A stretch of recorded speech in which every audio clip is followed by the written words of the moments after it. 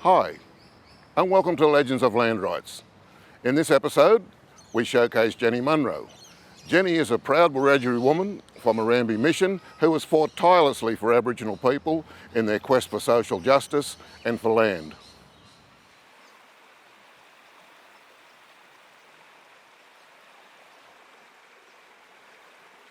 Jenny Munro, thanks for your time. How did you first become involved in Aboriginal land rights for New South Wales? Just young adult. I think the embassy was my entree to a lot of things, I suppose. 17 at the embassy, finished high school that year. I was 17 in 72, came to Sydney in the end of 72. No jobs in country towns. It didn't matter if I'd done the high school certificate, but there was still no employment in a country town. So Sydney was it as far as employment was concerned. Being born into the movement, I suppose, had a lot to do with it. Isabel and Paul's involvement at the embassy earlier, that just kind of set me on that trajectory from 1972 onwards, and haven't wavered from that political discourse. In the lead up to the passage of the legislation in 1983, there was opposition for and there was opposition against. What role did you play in that? Yeah, I was involved with all of those demonstrations. There were a lot of very vocal Aboriginal people from all around the state that came together on numerous occasions in relation to those demonstrations. The numbers were probably some of the largest land rights demonstrations I'd seen in the country. I've only ever seen one larger, and that was probably the 88 march here in Sydney. Yeah. But the land rights demonstrations were certainly very well attended by Aboriginal people from across the state, and they were very vocal about their intention as far as the land rights legislation was concerned. I think the big reason why we got sold out in the lead up to the legislation being promulgated by the Parliament was because of that large number of interest by Aboriginal people in the content and the effect of the legislation on our people. I remember old people from all across the state articulating the need for heritage protection legislation in a lot of the meetings. Old Gubbu, Ted Thomas, a lot of them that were our mentors from the generation before that came and certainly kept keeping us on that direction about the content and the intent of the legislation in 83 and what it would do, once it was enacted by the government. The 1983 legislation began with a three-tiered system, a local level, a regional and a state level. Looking back on that now, how do you feel? Are you happy now with the two-tiered system, or would you prefer to go back and include the regional system? The regional structure of the LALCs was something that was really, and the state, I think, was really something that took a long time for the community to come to accept. Being part of those demonstrations during 81 and 82, we saw the government's con job in relation to the con job that was done on Aboriginal people across the state in relation to the consultation. That paper was released in early December of 82, and the legislation was promulgated in about April of 83. So there was a so-called 3-month consultation period when most of the business and the industry of the state was shut down for 2 of those 3 months through December and January. So I think I saw with the people that were used by the government the advent of the black lackey. There were certainly Aboriginal people that were involved in not being truthful to Aboriginal people across the state about what the content and intent of the legislation were. Those people are still around. They're part of the infrastructure and have been well and amply rewarded by the state for their work in the 80s. There's people here in Redfern that still, I remember them selling us out as far back as then in relation to that legislation, but they still are around here, still get government jobs. You spent some considerable time as the CEO at the Metro Local Aboriginal Land Council. Good times, bad times. What were they for you? Or what were the good times, what were the bad times with you? Well, it was unfunded when we started there. There were a lot of programs that we started at the local level that were carried on over the years. The annual Christmas party, there were a lot of things that we were involved in. The Koori Community Carnival every Aboriginal week at Erskineville Oval. There's a whole generation of kids that grew up here in this community that have really fond memories of those times there in the Erskineville Park with the foot races and everything. The Christmas parties, I mean, people like Sister Merle would just work for 3 months before Christmas, just getting everything ready for the Christmas, making sure we had ice blocks and everything, toys for all the kids, and she'd spend months doing that every year, and that was one of the things that she became very good at over time, just fundraising for the organisation. I really enjoyed the site work immensely.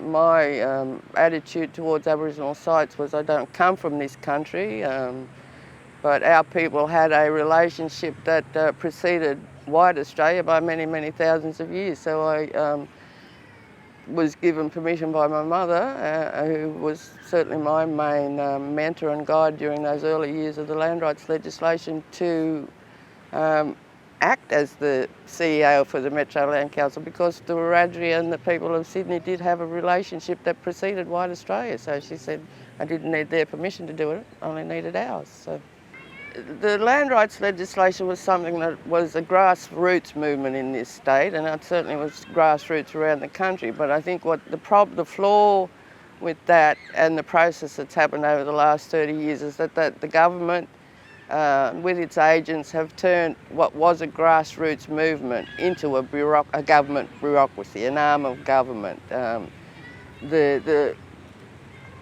The crosses, you know, to tick the boxes all the time to get the funding. There was always a problem about transparency as far as they were concerned with funding.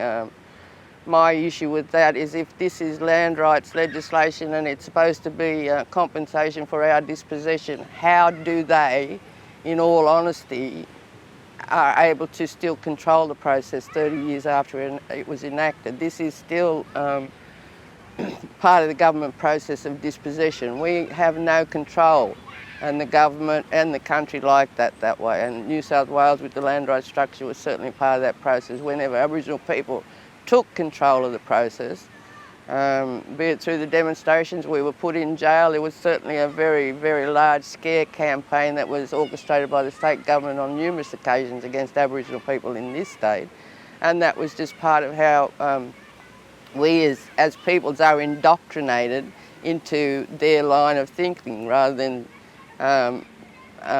following along the thinking of our mentors and guides before us, the Les Coes of the world. The 50s and 60s we had the Aboriginal Lands Trust system. How does that compare to Aboriginal land rights in New South Wales now? Well, I wasn't a fan of the Lands Trust for very obvious reasons. I think it was a long way short of having deed and title to our land. The land rights system in this state is a long way short of having free and unencumbered deed and title to our land. It's always, with the government in this country, it's always got strings attached. And that's the thing, people like Xavier Herbert have said, until they give back what they've taken without attaching the strings, this country will remain a community of thieves. Should the Mabo legislation have stayed in the Torres Straits, or was it right to come down on the mainland? I don't think it did. I think we got conned again by the government with their black lackeys. The people that sat down and negotiated, there was a series of meetings that went on after the decision and prior to Keating enacting the native title legislation. The A team and B team, the negotiators, but prior to that, the first meeting was at Valley Park, secret meeting. The second one was at Adelaide, and the third meeting, when we finally got wind of what these hand-picked tame blackfellas were doing with the government in relation to this proposed legislation of Keating, there was a meeting held at Bulmanullah, and Aboriginal people from all around the state attended that again, and there was a vote put to the meeting about whether we have anything to do with the native title legislation, and because that vote went against those people from the north or other places, because the vote was that we were successful in winning that vote, that we don't deal with the government in any way, shape or form in relation to this native title legislation. There were particular peoples at that meeting who walked the floor and said that they had the right to negotiate with the government individually on their native title. Now, we told those people at the time that they were just being conned. It would not be local legislation affecting their country, it would be a national legislation that would affect all of us. It came to pass that was how it panned out. Keating conned a lot of them. Those that got conned got well paid for being conned. We are actually seeing them still as the pets of the government today, and they get out and open their mouth every time the government says open it. And you know, they have built reputations on the basis of selling the country out with native title, and they still to this day assist the government in disempowering Aboriginal people. Traditional owners? Traditional owners. I think that's gone a little bit too far to the right. We have people, you know, Canberra is a classic example. When I grew up, my father taught me that was Wiradjuri country. The people who call themselves, I don't know how many there are now, there's 3 at least, I think, NSWALC, Erambie and Wiradjuri. Now, all of those people, when they're down there in Canberra, they speak Wiradjuri. They don't have a dialect of their own. So that tells me, and that should tell them, that they are all Wiradjuri people. But it's like I've said many times, it's like the branch telling the tree what the tree is. They are a branch of my family down there, and they grew up speaking Wiradjuri on Wiradjuri land, and then because a white academic comes along and says, hey, I found this that said it was Ngunnawal, so this is what it must be. This is just one of the clan names for down there. It is not a tribe per se or a different group, because they would have their own language or a dialect of Wiradjuri that was different enough from ours that it would be obvious. But they speak Wiradjuri, they have grown up under Wiradjuri law in Wiradjuri country, and they have the arrogance to go down there and call it Ngunnawal, Erambie and Wiradjuri. It is Wiradjuri country. Always was, always will be. Wiradjuri is the largest boundary within all the regions of New South Wales.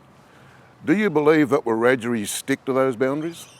Well, the boundaries that are known are from a white man anyway, and I'm cynical enough not to trust anything a white man tells me about me and my people. I think, no, they don't know enough, they haven't been around long enough. That map, I think, has caused a lot of problems over the years, the Tyndale map. I think the boundaries are wrong.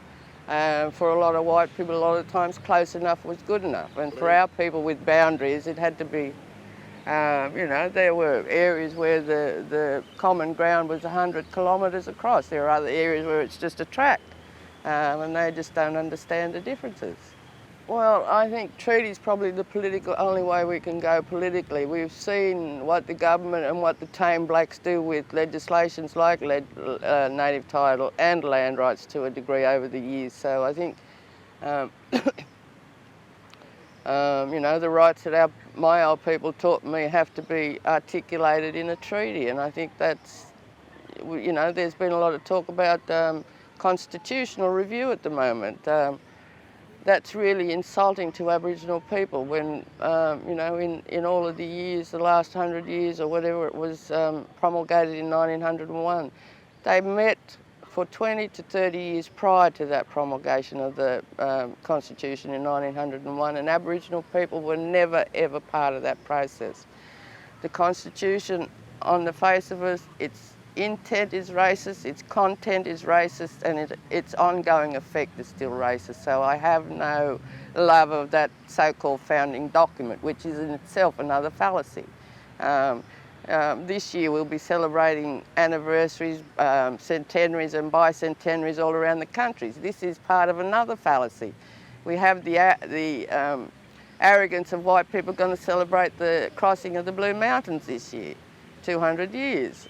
You know, how long did they think we were going over across that track back and forth before they got here and put their little white mundos on it and then decided that made it special, you know? All they did. Well, all they did was follow a black man. There is a statue in Bathurst of a very, very subservient-looking black man at the feet of Surveyor Evans, who was the first white man to put his feet on Bathurst, on my country further to the west in the valley of the Calare people. He was the first white man to come into our country. And it was a black man that led him all the way there. Now that black man, I'd tar and feather 100 different ways today if I had my opportunity. Shouldn't have showed him nothing, should have kept him on the coast for another 30 or 40 years. And finally, Jenny, a message for the young people of today. This country was founded on our blood and white lies. Go home, learn your local history, learn where the massacres were in your own country, put them on the national map, a massacre map, learn what they have done to us in the intervening 200 years, the genocide that's still being committed on our people today by the police, by this whole system in this country who, till to this day, kill our people with immunity and impunity by the system. You know, if it's a fair and just system, why are not those people that kill Aboriginal people in custody held to account for it? We've seen from Palm Island to Western Australia, from all points around this country where our people have died in custody, we've had a royal commission and not one serving police officer or correctional officer was found guilty of any offences in those first 99 deaths. This system will never ever identify itself as culpable for anything, and that's why we have to get rid of it. That's why we have to get rid of the Constitution as the founding document for that lack of culpability for them. They do not have a right to kill us. They do not have a right to take our country. They do not have a right to take our children. They are psychotic. The history of this country and how they will go run around all year this year talking about, oh, ain't we great? We've had 200 years of walking over this mountain. Well, we've had 200,000. That's why we've got flat foots, Mundois. You know, learn the history and take it from there. Don't keep perpetuating lies. And be black and strong and proud, all you young people, because pick out your tutors and your teachers with care, because if you're not careful, you will get conned and get indoctrinated the way a lot of them are. Jenny Munro, a very proud Wiradjuri woman. Thanks for your time. My pleasure.